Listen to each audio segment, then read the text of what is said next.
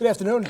A good day out there. I had an opportunity to condition a little bit with the varsity and get some of the guys that are maybe playing in a limited role and some of the freshmen a chance to scrimmage after that, which I think could be very valuable to us in terms of evaluating some of the positions when we're looking at on film. Questions? Kyle, how really realistic is it to expect that after losing the number 2 rusher in the country that you can get the production out of the running game that you want and need? I think that's our goal every game.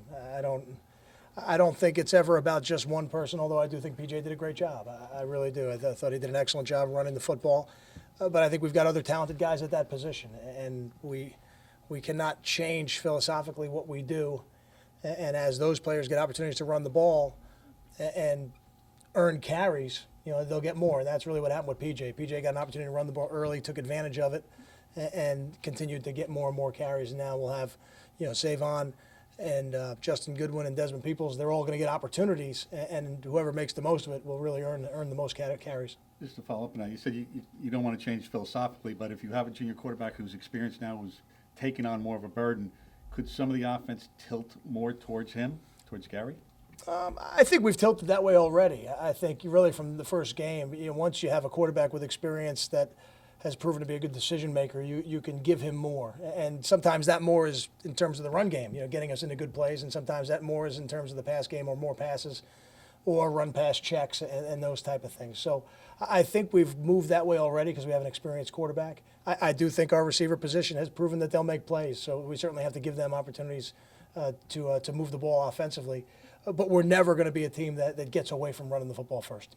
What was kind of the thought process of starting at Deer Barnwell and moving forward? Is he your starting cornerback?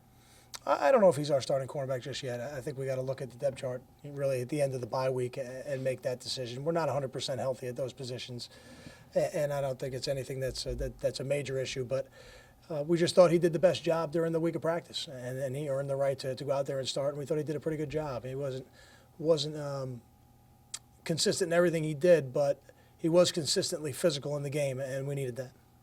Are you pulling back on any of the guys this week to kind of let them, I don't say heal up, but kind of rest them a little more since it's a bye? I think probably the only guy would be Brandon Coleman. Just because we did that during training camp, and I think we'll do that during the bye weeks, and I think that over the long term will make him a better player. Kyle, what are you seeing from the younger tailbacks in protecting the football and protecting the quarterback? I thought today was a better job than yesterday, and that was important. So they seem to be a little bit more assured of what they were doing in protection, and I think that's critical. And I have not seen any significant issues in terms of them protecting the ball as runners. I'm trying to urge our guys on defense. I want them going after it. I want to be tested in that aspect every game, because certainly when you play against an opponent in your conference like we're going to a week from Saturday, we're going to be tested in the area of ball security. We talked some in the spring and training camp about Michael Burton getting more touches. Could this be a time where he becomes more valuable because of his experience as a ball carrier? He's done a good job carrying the football when we've given him a chance to in practice and minimally in games. So I would not put it out of the realm of possibility. I feel good when Michael Burton has the ball. So whether we're throwing it to him or handing it to him, I think that's a positive for our offense. Staying on the fullback, Marquez got some reps last game. Is that just a testament to him, or are you giving Burton a little bit of break?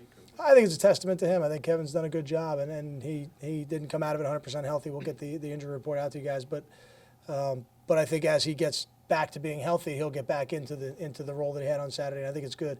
I think it's good for him because he's earning the right to do it, and I think on the long term it'll be good for Michael, and hopefully down the road we can get them both in the game at the same time.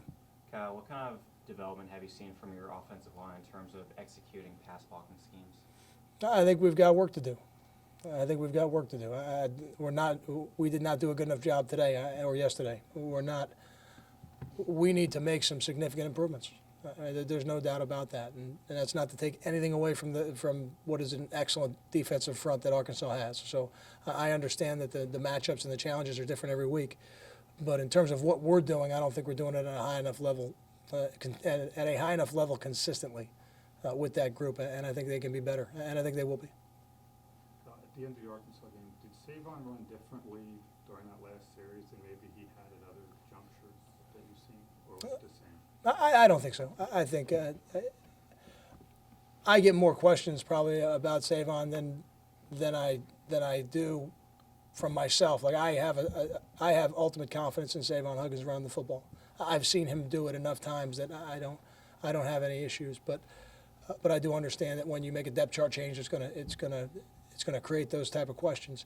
But when he goes in the game, I have confidence we're going to hand him the football, and we expect him to execute the runs, and he did. And those were some big runs at the end of the game in a situation where the other team knows you're going to run the football. And if you can stop them from running it when we know they're going to run it, and they can't stop us when they know we're going to run it, that's a good sign for our football team. Got time for two more. What have you seen from Keith Lumpkin progressing at left tackle through the first 4 games?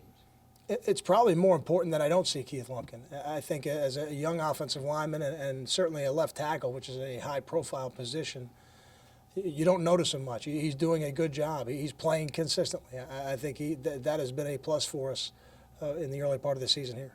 As he goes through the year, though, he will continue to be tested. When you play left tackle, you are going to see their best pass rusher. And sometimes that's a defensive end that they may have. Sometimes that's a linebacker that they like rushing the passer. We used to do it with Steve Baharnis here at Rutgers. We'd put him down on third down because he was a great pass rusher. So at left tackle, you're going to be tested every week. The only easy game was the last one. Thanks, guys.